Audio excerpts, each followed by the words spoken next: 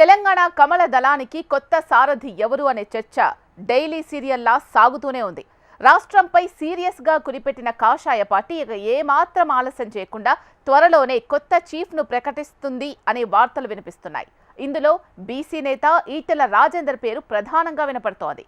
Party పగ్గాల కోసం ఈటెలతో పాటు మరికొంతమంది లీడర్లు సైతం పోటీ పడుతూ ఉండడంతో ఎంపికపై తీవ్రంగా కసరత్తు చేస్తోంది హైకమాండ్. అయితే ఈటెలకు అన్ని అర్హతలు ఉన్నా ఆయనది వామపక్ష భావజాలమనే ప్రచారం పదవీ యోగానికి అవరోధంగా మారింది అనే చర్చ జరుగుతోంది. ఇంతకు పార్టీ అధినాయకత్వం మనసులో ఏముంది? అధ్యక్షుడి కోసం ఎవరి వైపు మొగ్గు చూపుతుంది? ఈటెల సహా పోటీలో ఉన్నవారు ఎవరు? ఇప్పుడు ఆఫ్ ది రికార్డులో చూద్దాం.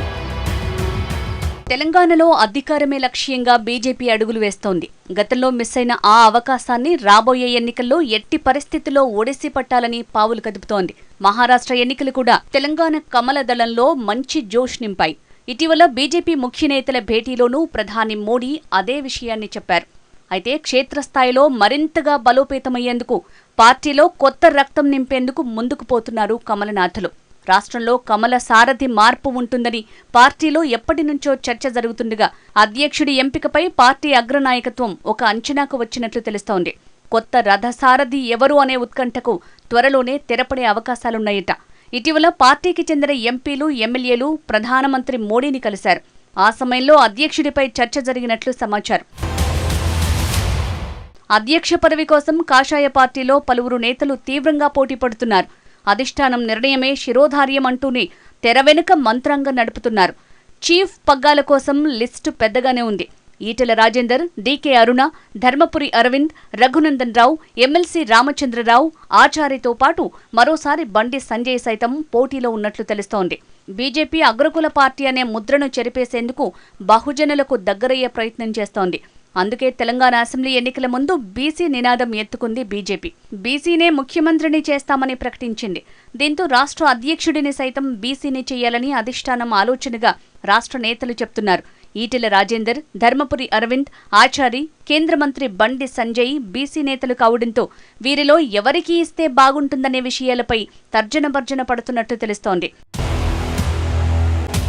రాజకీయ అనుభవం దృష్ట్యా కమల సారథిగా ఈటెల రాజేందర్ వైపు అధిష్టానం మొగ్గు చూపుతున్నట్లు తెలుస్తోంది.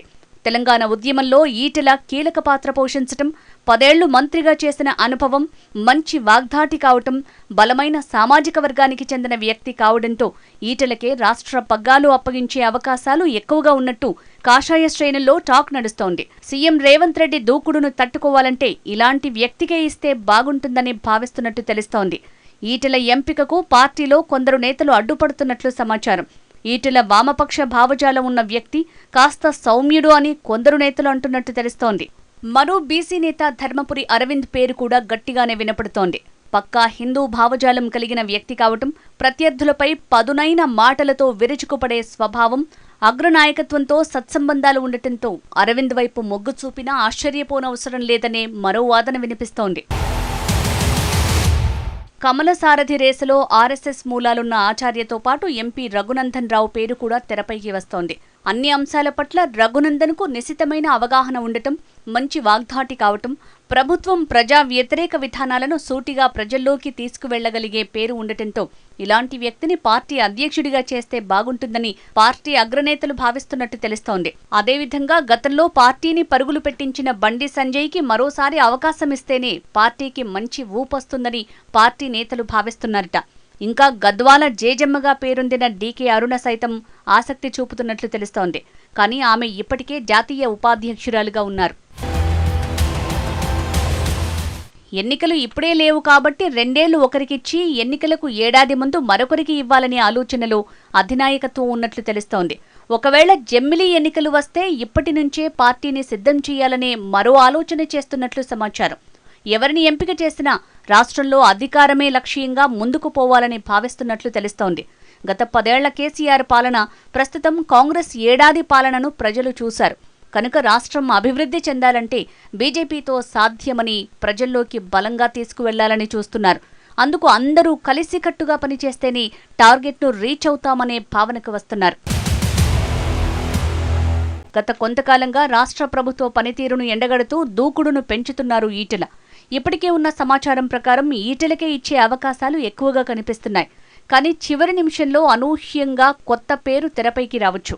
ఎందుకంటే బీజేపీ అధిష్టానం తీసుకునే నిర్ణయాలు కొన్ని సందర్భాల్లో ఎవరి ఊహకు అందని విధంగా ఉంటాయి. ఏదేమైనా డిసెంబర్ 15 లోపు లేదా ఆ తర్వాత రాష్ట్ర కొత్త సారథి ఎవరనే దానికి తెరపడే అవకాశాలున్నాయి.